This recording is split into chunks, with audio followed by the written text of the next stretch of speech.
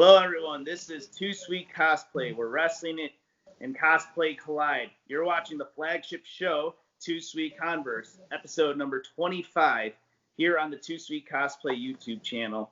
My name is Steve-O, and I'm about to introduce my colleagues. First off, we got our buddy EJV. What's going on, everybody? Glad to be back. All right. Next up is Nico. Buenos dias. Glad to be back. Glad to be here. Let's get it going. Oh, yeah. And finally, last but not least, Wild Card. What's up? All right. We've been on a bit of a hiatus, but we're finally back, and we're looking forward to talking some wrestling. Before I pass it off, I want to shout out to all of you awesome cosplayers for submitting your Halloween costumes and awesome cosplays. Thank you all so much for doing so. Stay tuned to the Too Sweet Cosplay social media for more to come. And leading us into the topics this week, I'm passing it over to EJV. Thanks, Steve-O. Thanks a lot. We're going to start off with a little review of Full Gear and an aftermath of Dynamite. Of course, last night we had a great episode of Dynamite featuring the Bunkhouse match with Butcher the Blade, Natural Nightmares. Of course, Cody wants to take on MJF again. We'll talk all about that as well. But also, we're going to do a little review of Full Gear, which happened last Saturday. So I want to know from you guys, how would you rate the show? What are your top 3 favorite matches? And the 2 maybe that you didn't care so much about, if any. Of course, also I want your thoughts on Dynamite and what are you most excited after the two events for AEW's future. And don't forget also, December 2nd, it was announced Kenny Omega will take on Jon Moxley for the AEW World Championship. That match will finally take place. So we'll go ahead. We'll start off with Full Gear. Like I said, top 3 matches, top maybe you didn't care about. Then go into Dynamite, what you're most excited about. We'll go ahead. I'm going to have Wildcard take it off. Go ahead, Wildcard.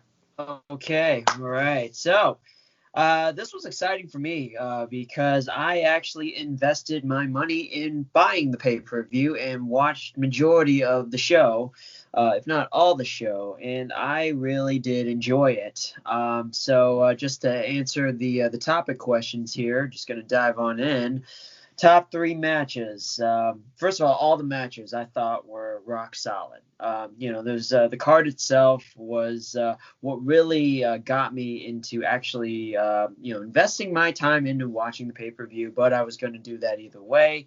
But if I had to choose 3 matches, definitely, you can't deny the Kenny Omega Hangman Page match. There was no question that those two were going to put on a great performance out there.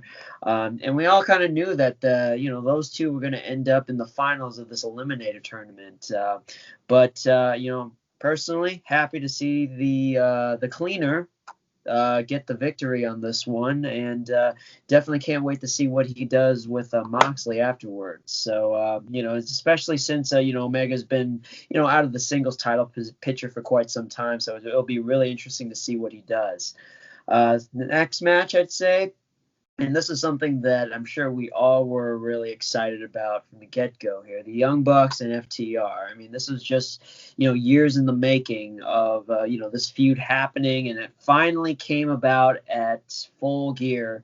And, I felt like that, the match was pretty much how it was advertised to be, high-flying, hard-hitting, And I was a little surprised to see the Bucks pull out the victory there. I figured that FTR was going to retain the titles, but nonetheless, it was nice to see Matt and Nick Jackson get those tag titles finally, and it was only about a matter of time until we saw them with the AEW tag team titles. So, congrats to them on capturing those titles, and hopefully they hang on to them for quite some time.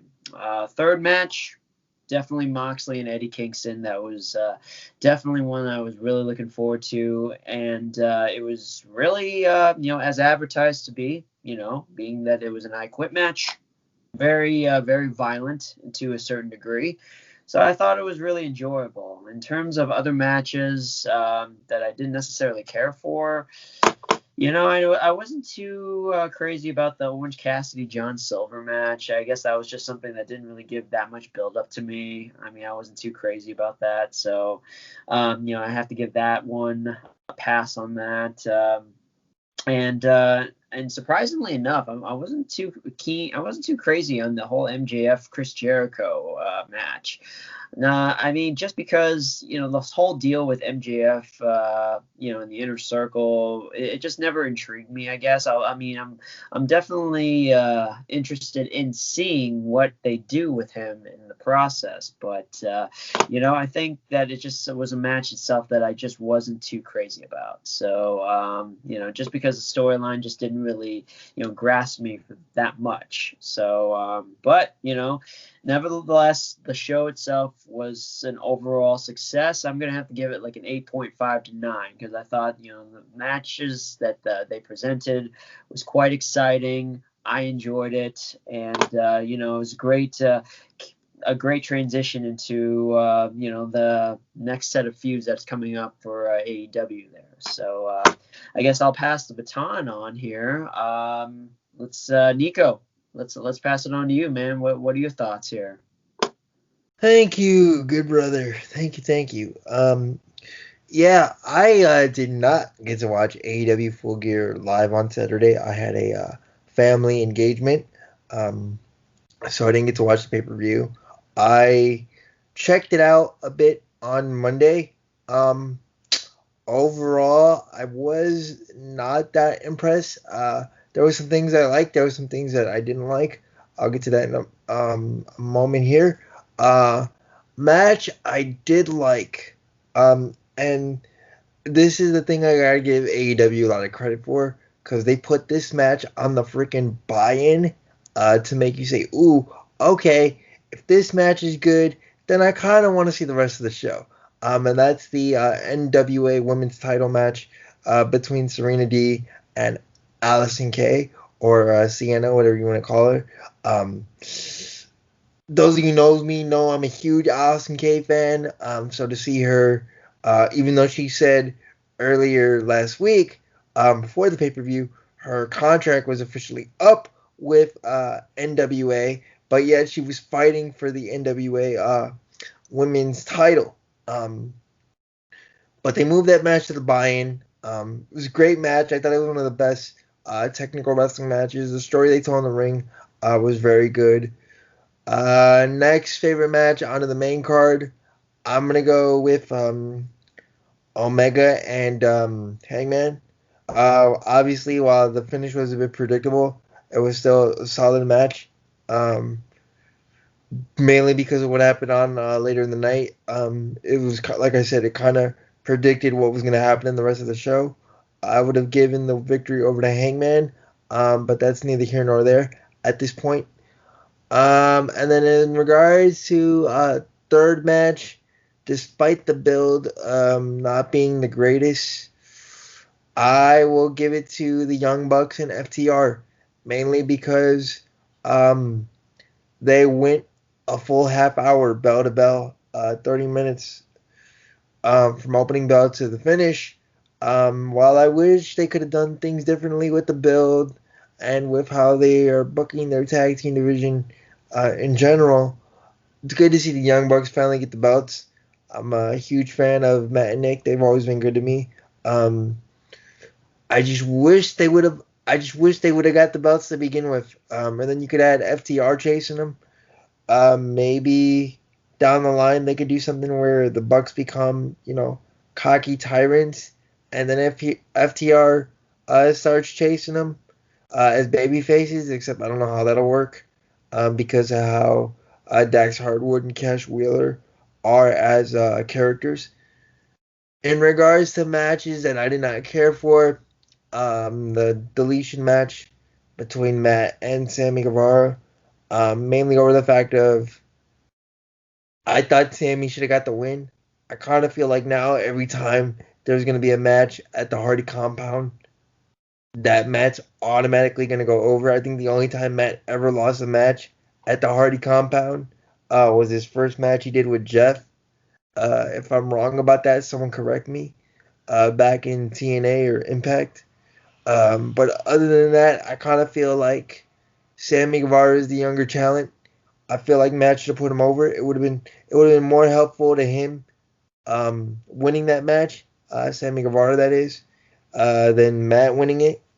Um, Plus, like I said, it almost feels like now every time there's gonna be a match at the Hardy compound, Matt's automatically gonna win. Why would anybody agree to wrestling Matt Hardy at the Hardy compound? Makes no sense from a storyline and wanting it to be believable. Another match I did not like and really care for was the women's match between Sheeta and Nyla Rose, mainly because of what they did at the end of the match, after the match. That was the more telling part of the story, with Vicky yelling at Nyla, and then no follow up on this week's Dynamite. But yeah. Oh, and a match I did love, match of the night, honestly, in my opinion, Darby Allin and Cody for the TNT title. Told a good story in the ring.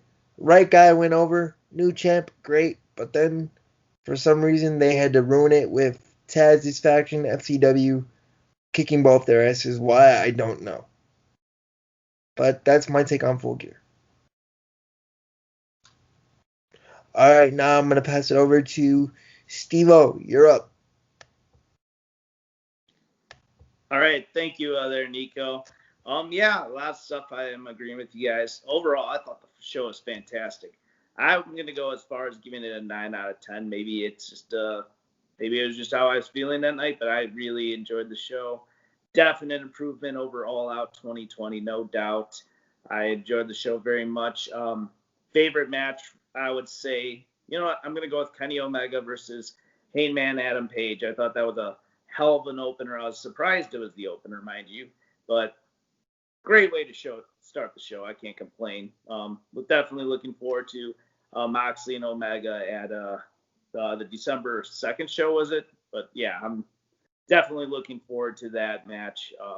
I think Kenny's can finally become champion, but that could be discussed a little more in depth later. But great back and forth match. Definitely enjoyed it there. I agree with Nico. Darby Allin versus Cody Rhodes. Great match.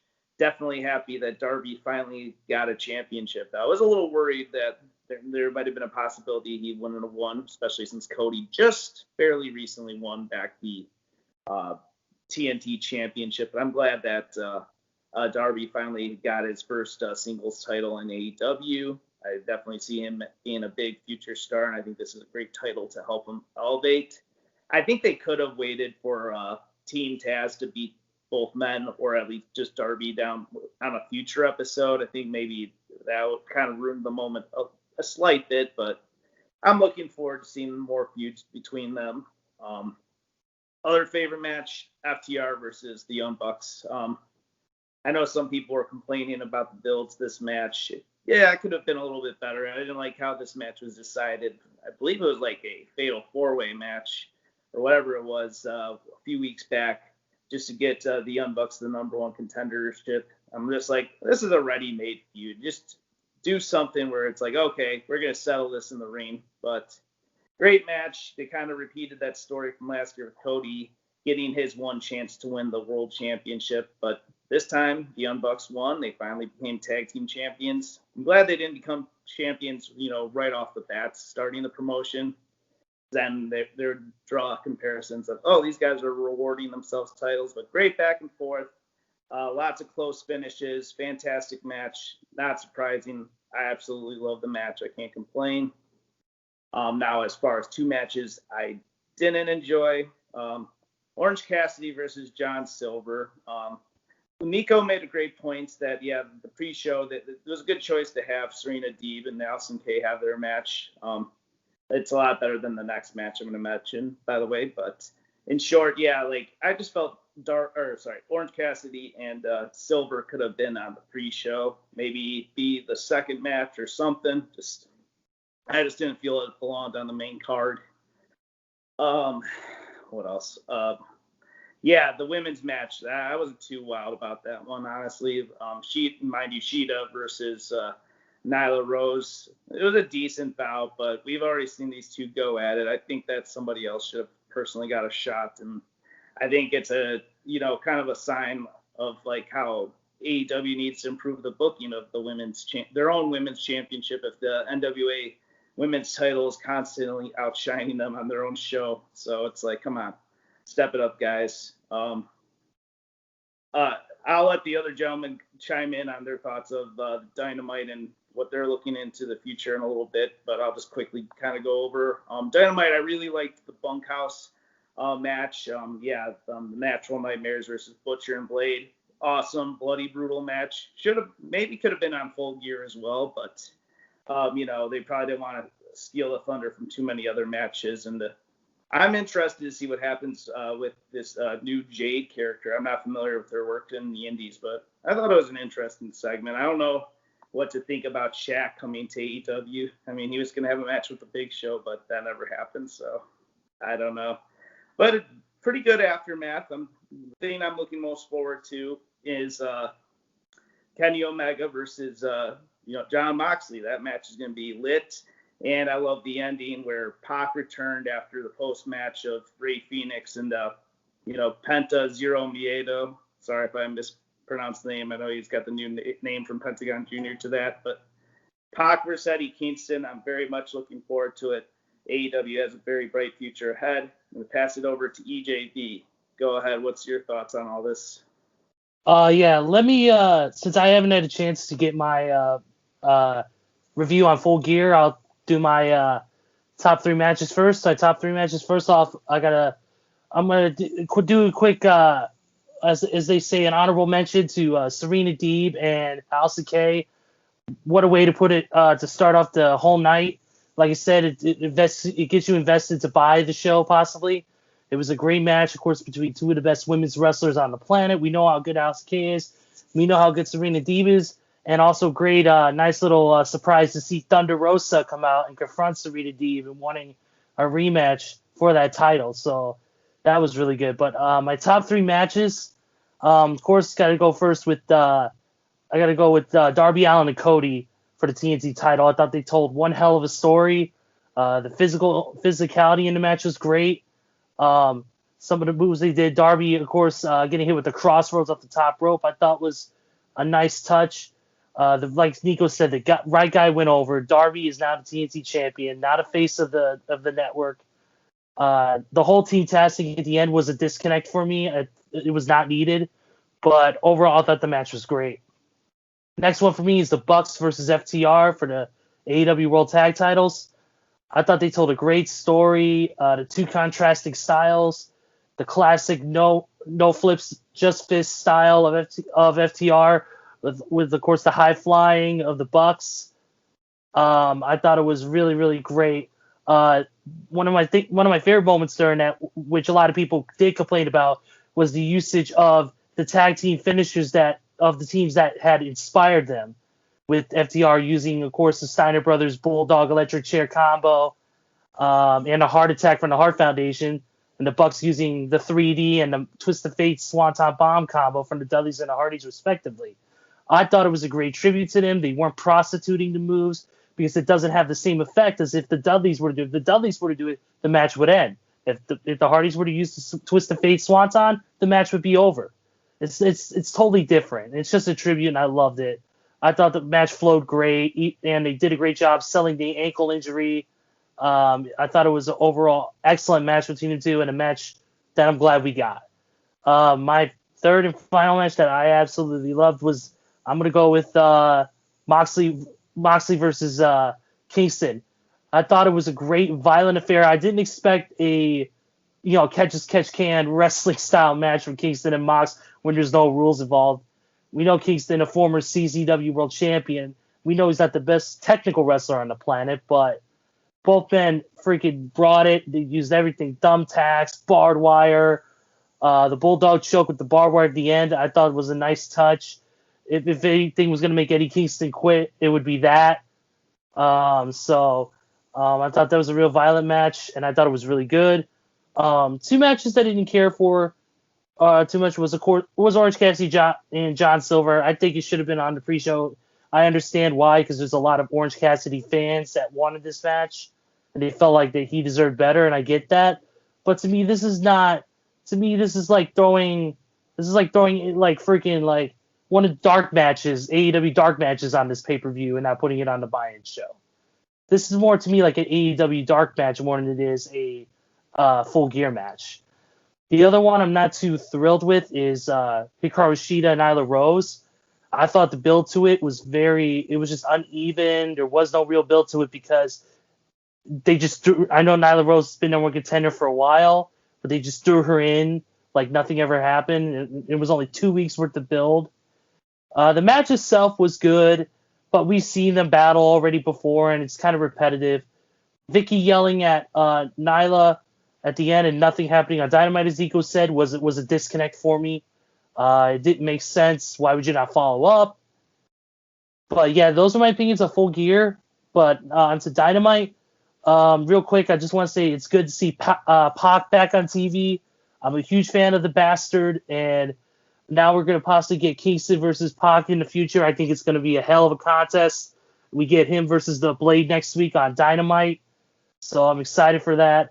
The whole Cody Shaq thing, I'm kind of intrigued about. I have to see more to really get fully invested in it. I can't just do it one night. And by the way, congrats to Jade Cargill on signing with All Elite Wrestling, by the way. And I thought the rest of the matches were great. To me, the highlight, the bunkhouse match, Natural Nightmares, Butcher and the Blade. It was violent. It was great.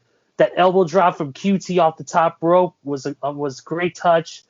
I thought overall the show was a great show. I have no complaints really about it outside of the no follow up with Nyla and Shida, or Vicky and Shida, Vicky and Nyla Rose. So, but wild card. Since we didn't get to it with you after your picks, what is your thoughts on what happened on Dynamite? So with Dynamite, it was a nice little follow-up to Full Gear. But yeah, the bunkhouse match was actually much more entertaining than I had anticipated. Honestly, I mean that could have been it could have been on the Full Gear card, honestly, just because of how hard-hitting it was. So it was really nice to see that. Readily available for all the viewers to watch, though. So I was really excited about that. So it was nice to see, a match like that on Dynamite once in a while. The whole deal with Shaq coming to AEW, I don't know. That's kind of weird to me. Not that it's like, it's not like something that I would not totally be on board for, but it's just, I was like, okay, we've kind of seen the whole celebrity thing with AEW, specifically Mike Tyson, who we have not seen in God knows how long, and he was supposed to have some kind of feud with the Inner Circle, and we never saw that. So, but anyway, that's just my tidbit on that. So, and then, this whole deal with Shaq, I'm kind of half and half with, though, to be honest with you, because, he first of all, he's Shaq. And, he's had experience in the ring before. If you recall his brief stint in WWE, and I don't know if it was like a guest host or something like that, but I just remember he did a stint with like the Big Show. You guys might remember that. But anyway, I thought that was kind of intriguing, but, still kind of weird to me. But that's just my opinion on that. What else here? The whole deal with Pac coming back, I thought that was kind of intriguing because, essentially, prior to Eddie Kingston coming to AEW anyway, I mean, Pac and the Lucha Bros, they were doing the whole Death Triangle faction. That didn't really took off too well since the pandemic happened, and then all of a sudden we haven't seen Pac since, and now all of a sudden, we see him back right now, and now we got ourselves a little bit of a dilemma right now. So I can't wait to see how that goes. Nico, what are your thoughts, man?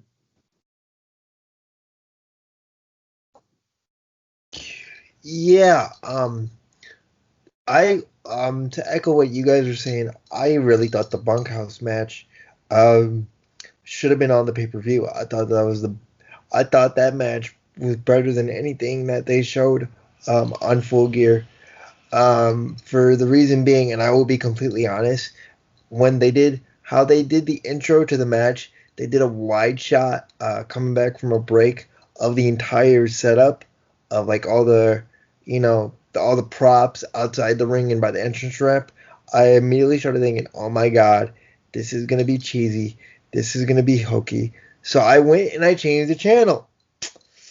I flipped back after a minute, and the first thing I see, somebody gets rocked, there's blood. I'm like, whoa, whoa, whoa, whoa. Rewind the DVR. Watch the match from the beginning to end, and it's just boom, boom, boom, boom, boom, hard hitting, big move after big move. Somebody gets freaking messed up here, somebody gets messed up there, there's blood, there's oh shit moments, which is what you need.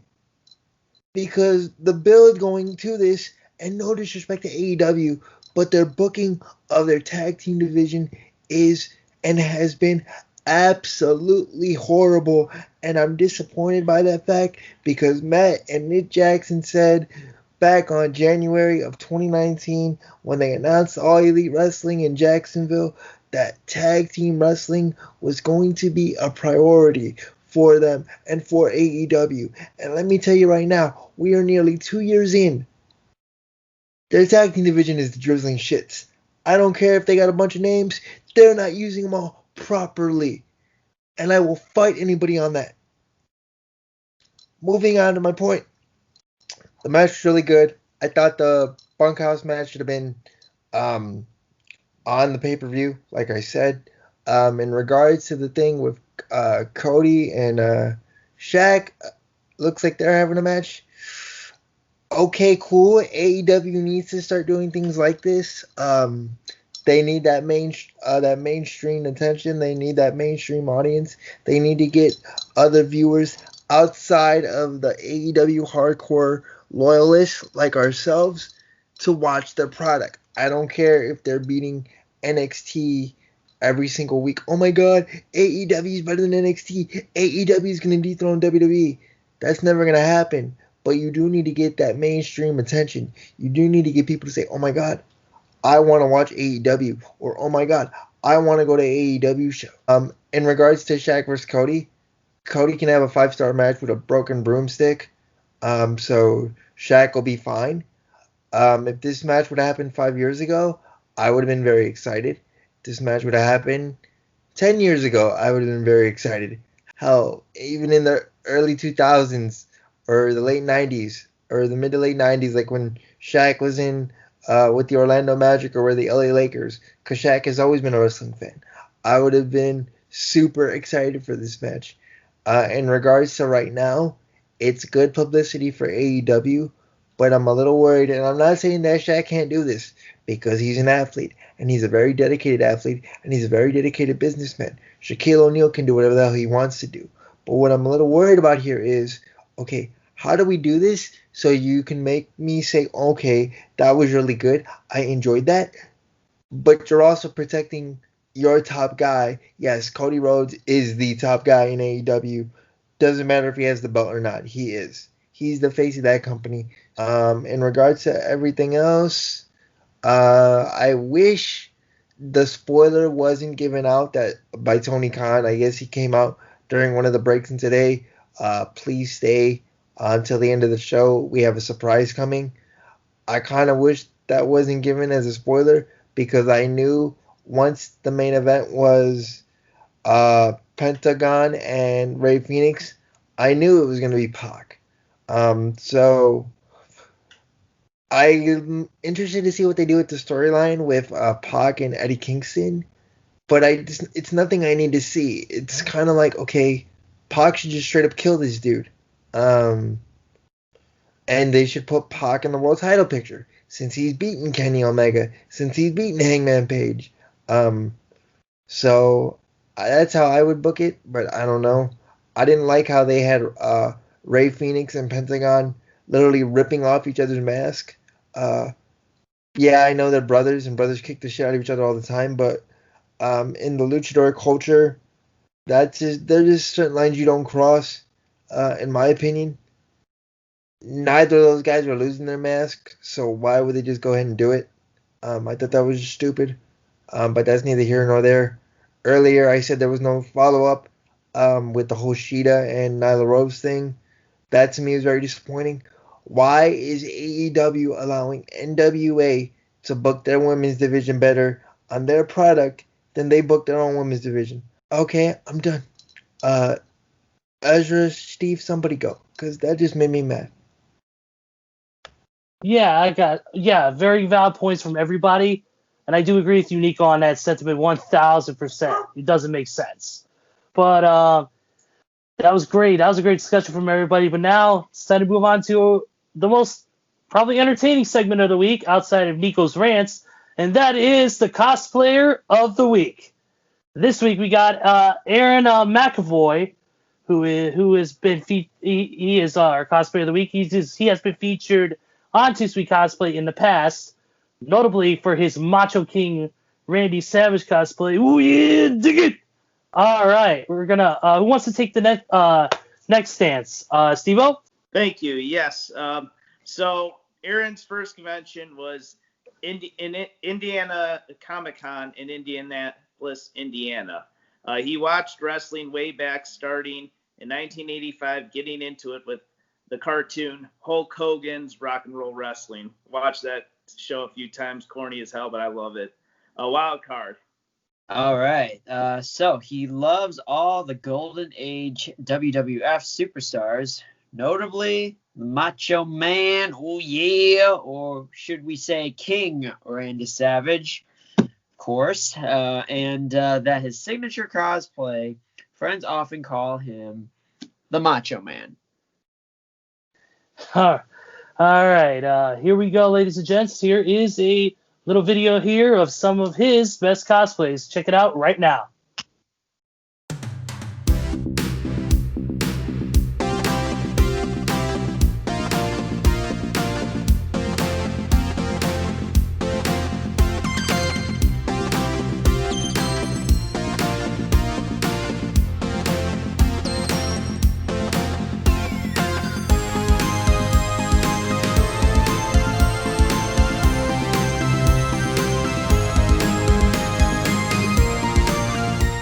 All right, that was our cosplayer of the week. Once again, thank you, Aaron, for sending in all your cosplays and everything. If you guys want to be a 2Sweet cosplayer of the week, all you got to do is hit us up on the DMs, Facebook, Twitter, Instagram, at 2Sweet Cosplay.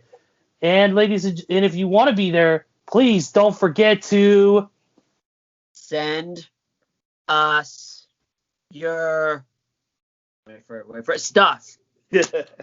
Nice. Very nice delay. Very nice delay, good sir. Yes. Yeah. All right. It's time to finish out this episode, guys, with the news that broke out over the past week, and that is that C2E2 has been pushed back to December of 2021. The actual date, of course, being December 10th through the 12th. Of course, being pushed back because of the ongoing coronavirus pandemic. And C2E2 put out a statement, of course, basically saying they're moving this for the safety of everybody, from the talent to the fans to all the vendors, the exhibitors. They're doing this, of course, for our safety. The questions I have for you guys is, will these dates work for you? I know some have complained about it being too close to the holidays, Christmas, and I know some of us work retail, so it's kind of hard for us to get those days off because of the holiday rush. I know people are saying they'd rather have it spill into 2022, but I kind of want to get you guys' opinions on that. And could any cosplay plans to be planned, or will we have to wait? Let's start off with Nico here on this topic. Thank you. I'm totally fine with them moving this back. I mean, people are gonna. First of all, what C2E2 is, if you do not know, C2E2 is probably the premier Comic-Con convention in the city of Chicago. It has been for the last decade, plus almost. How long they've been going? About 10, 11 years now? Yeah. This year was the 11th. So for the last 11 years, I've gone the last 5 years in a row, counting this year. It has been the best con experience I've had since going to comic conventions. It is the premier convention in the city of Chicago. I'm fine with it because I just need to go to a freaking con, man. I'm going nuts. Being, not being able to see my friends. C2E2 this year was an absolute blast, mainly because it coincides with AEW Revolution that same weekend. I'm fine with it, just because people are going to complain about, the timing of the convention anyways, because that's what we do. We're like, oh my god, when do badges go on sale? When does this happen? When does that happen? Even though it usually generally happens around the same time that it normally does. So people are gonna find a reason to complain about this regardless. I'm stoked for it. I'm looking up at that fat man up on my screen right now wearing the Survivor Series 2019 t-shirt and being like, hey bro, you got our hotel room booked yet? Because we are gonna be there in full force. Definitely, I need that convention to just hurry up, just so I can be with my friends and party it up like there's no tomorrow. I'm excited. The fact that it has to be right before the holidays, I mean, yeah, I'm gonna miss out on some Hallmark Christmas movies that weekend, but that's fine. I mean, you could use that little bit of break before dealing with your family, before the Christmas and New Year's, because it's gonna be hectic. It's gonna be crazy. But I think it's something we can all have fun with. Hopefully, everyone can start taking this pandemic a little bit more serious that we're all still dealing with over the next year. So by the time December 10th, 2021 rolls around, we can all go to C2E2 and have a great time. Uh, here's my opinions on it. Yes, it sucks it got moved. Usually I'm so ready around that time. I have, payday saved up, ready to go for this convention every year. It sucks it got moved, but it's for the safety of everybody. Like I said, for the safety of all the talent that are going to be there, the safety of all the cosplayers, the exhibitors, the vendors, the attendees. It's for their safety, and I completely understand that 1010%. The dates are a little bit, just a little bit weary for me, as I do work a retail job. Retail jobs usually during Thanksgiving and New Year's have what's called a blockout date, where you cannot request days off, or they will get denied. Sometimes I can make stuff like that work, and I'm hoping to make that work this year. Coming up for C2E2 or whatever. I'm hoping to make it work so that way I could be there with my colleagues and we could do what we do best, and that's take over the whole fucking con like we always do every damn year. Because we're 2 Sweet Cosplay and we take over. So I just want to plug that too. But overall, I see people complaining on that stuff, but you got to understand, like he's probably gonna say, it's for the safety of everybody, and we got to take this more seriously. We got to be more careful. Yes, there's a vaccine on the way, but because there's a vaccine on the way doesn't mean you slack off. That means you still do the right things. You still wear masks, social distance, all that good shit. I don't want to take all the spiel away from Andy because I know he's gonna go on his spiel here in a second. But I just wanted to say those things. But I have cosplays planned. I have a new one that I'm planning on debuting at C2E2. And if you know what, this gives me a little bit more time to perfect it and get things ready. That's the saving grace of this whole thing. I'm a bit of a procrastinator, so I think all of us are. So yeah, definitely. It sucks, but it's for the best. And hopefully we get to that point where we can get back to there safely, responsibly, and have the best fun we can every year. Now, Steve-O, you're up, buddy. Hey, Steve-O, before you go, Ezra, you need to be able to get these days off, man. You're my ride. Okay, go ahead. Yeah, I know. I'll do my best. I'm kind of in the same boat as EJV. I work it's a retail-like position. I have like sales goals to make and things like that, and weekends are a little tough to come by. However, and I'm not the biggest fan of a con close to Christmas time. There's some out there, but this is a case where C2E2 can be like, hey, jump, and I'll be like, okay, how far? So I'm gonna make this work somehow. At least I want to see you jump now. Yeah, but anyways, anywho, no, this con is a very special one. I agree with EJV Nico. has been one of my favorite cons. I've been to all C2E2s except for two of them, one being during WrestleMania 34 week, and I didn't attend the first ever one because I found out about it a little too late to head over there. But anywho, yeah, we got to follow the stay-at-home orders. As effective as today, 11/12, Chicago is getting stay-at-home orders again. We're almost pretty much back between phase 1 and phase 2. Just kind of recently breaking news. So we're going back to gatherings of 10 and things like that. So I'm a little worrisome there, but I mean, you know what? If we could all make it work, we have a full year pretty much going on. A little more than a full year because this is only November. C2E2 2021 will be in December. We might be able to make it work, but we gotta get our asses in gear and just, you know, cooperate with the rules. I miss C2E2. I love that we were able to attend C2E2 before this pandemic just got out of hand. So I'm glad we got to run our little meetup. We love having you all come out there. So in 2021 in December, we hope you all do that. We hope to do some fun photo shoots and other fun events going on. Maybe we'll be lucky and AEW can come to Chicago. I mean, I'm trying not to set it up too big where we'll have that hype, but I mean, I'm just hoping for when C2E2's return finally does happen. I'm hoping this like blows the roof off the McCormick place. So I'm hoping that we have a great time and, you know, be safe, of course, mind you, but I'm hoping that we can just go back to having as much fun as it is. Now, as far as the cosplay goes, I do have something in mind. If you saw it on the 2-Sweet Cosplay Twitter, there might be a little a special fat man that I might be cosplaying as an obscure character in WWE history. He was part of the $1 Million Corporation. And instead of giving to kids toys, he breaks toys and he comes from the South Pole instead of the North Pole. I'll just leave it at that and let Wildcard give his take. He's seething. He's seething in the corner. Rant in 3, 2, 1, 0.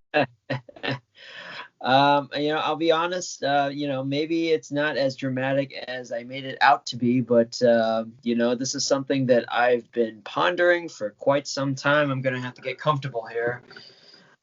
Get my legs up here because, when the news of the date change just broke out, I had to really think about that. I had to really sit down and think to myself, was this going to work? Was this something that people were going to actually go to? Because honestly, people were pissed about C2E2 happening in February, and honestly, as we mentioned before, it was a blessing in disguise. We all know why, because the world kind of went to shit after that. Literally a week after C2E2. That's when the world went to shit, man. And we were fortunate enough to go to this con. We were fortunate enough to get that con in before everything shut down. Now, just think about that there, too. Because prior to that, the 2 months before COVID happened, we were able to go to one of the best comic conventions in Chicago. Just think about that. How depressing would have been if C2E2 would have actually happened scheduled in March or April, how it usually was. We wouldn't have had it happen, and we would all be fucking depressed. I know I would. The thing is, when they postponed it, when they announced the dates for March, and then all this, happened within the whole year of 2020, COVID, really. That's when I was thinking to myself, there's no way this is going to happen. There's no way that C2E2 was going to happen in March, considering that, there's still, debates about whether or not a vaccine will be even developed or not, whether it's going to be safe or not. Are people going to maintain the social distancing or not, too? Because let's face it, guys, prior to COVID even happening, cons weren't even that sanitary to begin with. I mean, you know, it was so already crowded to begin with. People were just like basically just not. Let's face it, they're not the most hygiene friendly. I'm going to be honest with you guys. I don't know about how many con goers you guys have been like have come across. Let's just say that they don't know. Alone. I'm just going to say about, that. Yeah. Wait, what's that? Dude, and then put like a A-list celebrity. Like this year wasn't that bad. I mean, not that Mark Ruffalo isn't an A-list celebrity because he is. But well, I didn't experience it bad with Mark Ruffalo. But I'm talking about Paul Rudd. Paul Rudd, remember the line against the photo, you know, the professional photos last year? Yeah. And we had to deal with a Paul Rudd line. Remember how maddening that was? And we're like, holy shit. Exactly. Cons excel. I mean, what I was going to say really quick about the hygiene is ASUN has the slogan, got soap for a reason.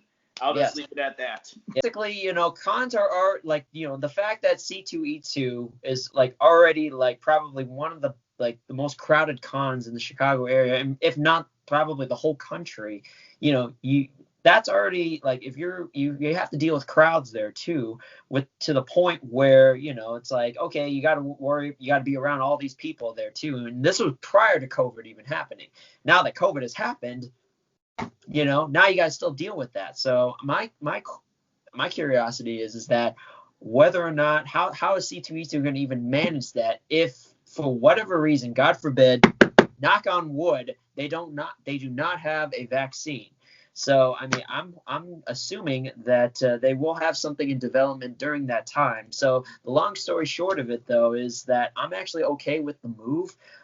You know, even though that it is in December, it is in the cold weather, people are going to bitch about how cold it's going to be. Who gives a shit? You know, who gives a shit that it's going to be in December? It's going to be in the cold. Guess what? C2E2 is one of the greatest Comic-Cons, as Nico said, in the Chicagoland area, if not the whole country. So if you've never been before, you got to get your ass down there ASAP. I'm telling you there, because that is probably one of the greatest cons that I've personally ever been to before. I love hanging out with my friends. I miss going to cons, and I am going to make damn sure that I am going to go there myself. I'm going to ask for off. Because I can tell you right now, the whole year without going to a con since C2E2, man, it does something to you, man. I'll tell you. I have no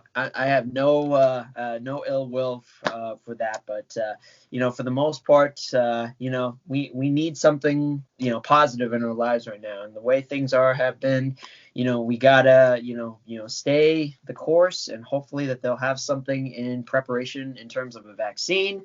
But you know, hopefully by that time that they will have something in line. So you know, so long story short, I'm okay with these dates. You know, who cares if it's cold or not? You know, because just prepare. You know, just adapt. That's all you got to do, man. If you can't do that, then too fucking bad, because you can't help but not go to this, because you have to go to this con, because quite frankly, it is one of the best cons that I've ever gone to, and if you haven't gone, you have to, because Reed Pop does their shit, and they do it very good. As far as cos plans, I have some things in mind, but you're just gonna have to wait and see, because right now, you know, especially since you know, life has kind of been down on us for the moment, I think that you know, haven't really had the opportunities to really think about like a lot of cosplays, but you know, I'll be honest, I do miss it. I miss the hell out of it. I have some wrestling cosplays I'm thinking about. I have some non-wrestling cosplays that I'm thinking about. And I just can't wait to get the ball rolling on this, even if we have to wait a little bit longer. I'd rather be safe than sorry on this. So, you know, just, you know, word to the wise, takeaway message here. Just don't do anything stupid. Just don't do anything stupid to jeopardize this, because right now, you know, there's going to be a light at the end of the tunnel, and that light at the end of the tunnel could come in the form of a convention. So, you know, we just got to wait and see, and just you just got to play it safe. So anyway, I'm done. Yeah, real quick, if I could add something. Yes. C2E2 was the last time I saw you three guys in person this year. That's weird, especially when that guy up in the top right, well, the top right of my screen, the guy in the Survivor Series t-shirt, that guy's my best friend outside of anybody from my family. So that's the last time I saw you three guys. And I know people are gonna find a reason to complain about C2E2 being in December. Hell, I need this convention because, like I said, that's the last thing fun that I've done this year. I mean, yeah, I've gone out here and there to dinner every so often, but I haven't really done anything fun. I don't expect any other conventions other than virtual cons, but like a physical con to happen until C2E2 of next year, to be completely honest. So places like Wizard World, but it's not the same experience.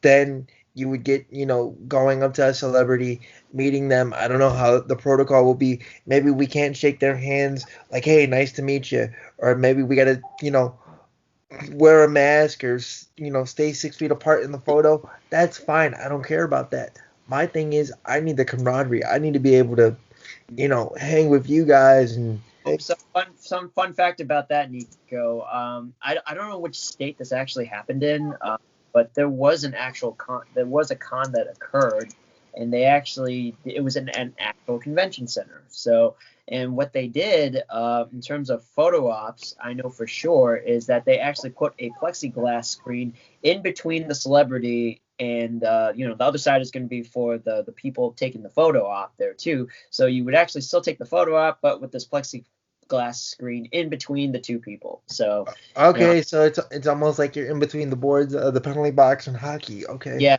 cool. Yeah. I dig it. All right, cool. Mm-hmm. I mean, hell, maybe the Reed Pop will go that route. Long story short, I need to go to a con. Seriously. Yeah, we all do, man. We all definitely do. I know I do as well. But that's it for this episode of That's it for this week's episode of Two Sweet Converse. Thank you guys for watching this video as always. Sorry we went a little long here, but of course things like this are lengthy discussions, and especially when we have certain opinions and feelings about it. Like and share this video. Of course, subscribe to our channel. Of course, we got to give a shout out to the WWE Fake Stars, our Japan WWE cosplay group, for having their amazing cosplays being featured on our page, as well as getting likes from so many different people, including R-Truth and Liv Morgan. And speaking of Liv, we'd like to thank Liv Morgan for officially following us on Too Sweet Cosplay. It's an unreal thing. Thank you so much, Liv. Thank you, Liv. We love you. We definitely appreciate it. We hope you continue to check out our cosplays, and we hope you like them for us. That way we can get more views on it. Follow us on Facebook, Twitter, and Instagram at Too Sweet Cosplay. Everybody have a safe weekend, and make sure it is nothing short of too sweet.